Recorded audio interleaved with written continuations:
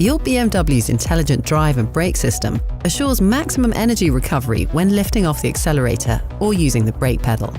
To fit your BMW to your personal deceleration preferences, it offers different energy recovery settings. Let's go. Go to Driving Settings, Drivetrain and Chassis, Energy Recovery in D. To select energy recovery with a low, moderate, or high braking effect when lifting off the accelerator. Additionally, with Adaptive, your BMW automatically adjusts the energy recovery level to the current driving situation, detected by your driver assistance systems and the information from your BMW navigation system. The energy recovery level currently active is visualized in the speedometer view.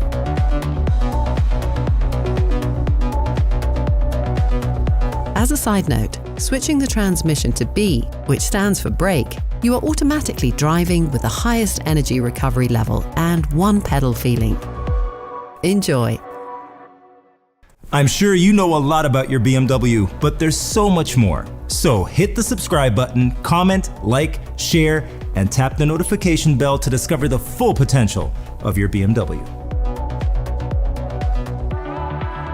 What are you waiting for?